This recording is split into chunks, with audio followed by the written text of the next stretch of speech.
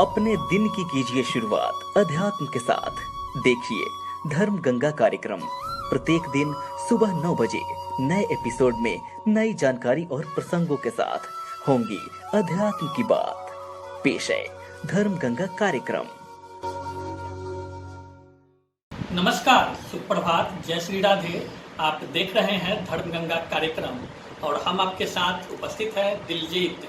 और जैसा कि हम सभी जानते हैं कि धर्म गंगा कार्यक्रम में प्रत्येक दिन नए प्रसंगों पे चर्चा होती आ रही है और आज फिर चर्चा के लिए हमारे साथ मौजूद है प्रसिद्ध कथावाचक आचार्य पंडित धीरज झा धर्मेश जी महाराज और उनके साथ अन्य आचार्यगण सहयोगी के रूप में मौजूद हैं। सबसे पहले आप तमाम आचार्यगणों का स्वागत है। जय श्री राधे, सबको बहुत बहुत बधाई। और आज हम धर्म गंगा कार्यक्रम में देवी स्तुति का स्मरण अपने श्रोताओं को महाराज जी और उनके सहयोगियों द्वारा सुनना चाहेंगे। महाराज जी, आपसे आग्रह होगा कि आप स्तुति का स्मरण हमारे श्रोता बंधुओं को कराएं। बहुत सुंदर भारत, हमारी वैदिक संस्कृति देवी देवताओं, ऋषि महर्षियों, अवतारों का देश रहा है। भारत स्त्री प्रधान देश है। यहाँ शिव से पहले शक्ति की पूजा शुरू से होती आ रही है। हमारे भारत का जो स्वरूप है वह स्वरूप आदि शक्ति स्त्री का है, सिंह वाहिनी माँ का है। तो स्त्री के बिना घर अधूरा है, परिवार अधूरा है,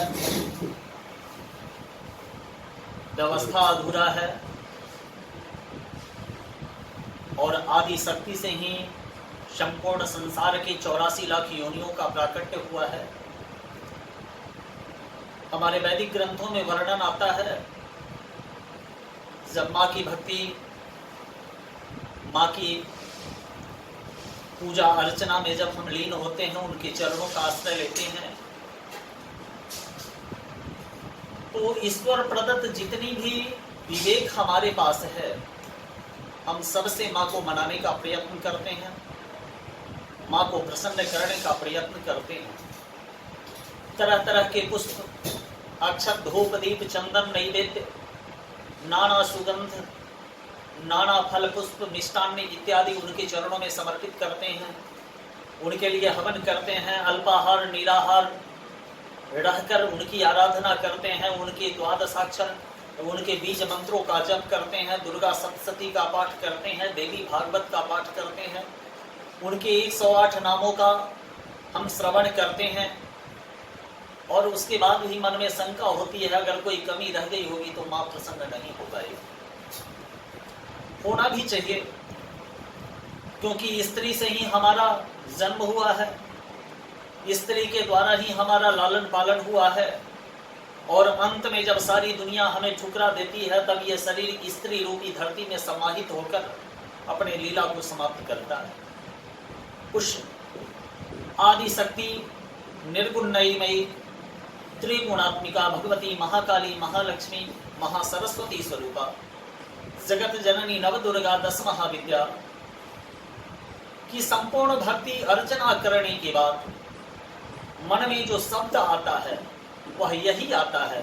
उनके चरणों में साष्टांग गिरने के बाद हम मन ही मन यही स्मरण करते हैं, न तातो न माता न बंधु न दाता न पुत्रो न पुत्री न भृत्यो न भर्ता न जाया न वेद्या न वेति ममैव गति स्वां गति स्वां त्वमेका भवानी गते स्वां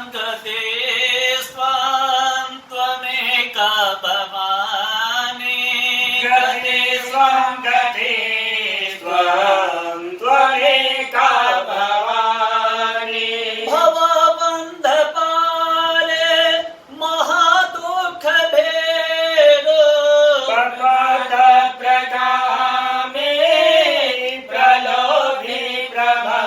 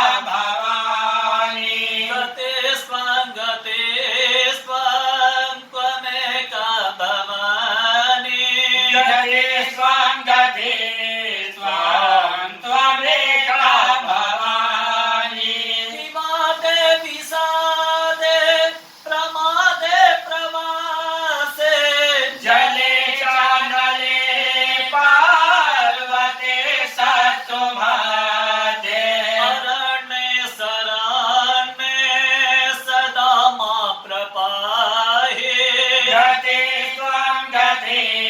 स्वां त्वमेका भवानी गते स्वं त्वमेका भवानि गते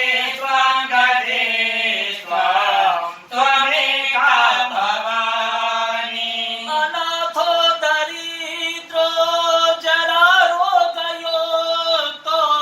महाक्षीण दीना सदा जाजवक्त्र विपत्तो प्रविष्ट प्रणष्ट सदा गते स्वां त्वमेका भवानी गते स्वं त्वमेका भवानि गते स्वां त्वमेका भवानी दुर्गा दुर्गति दूर कर मंगल कर सब काज मन निर्मल तन उज्जवल कर जोड़ू मैं दोनों हाथ जय माता की जय श्री राधे।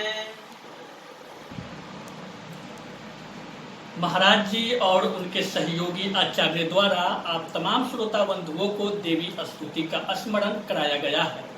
आप बने रहें हमारे साथ धर्म गंगा कार्यक्रम में।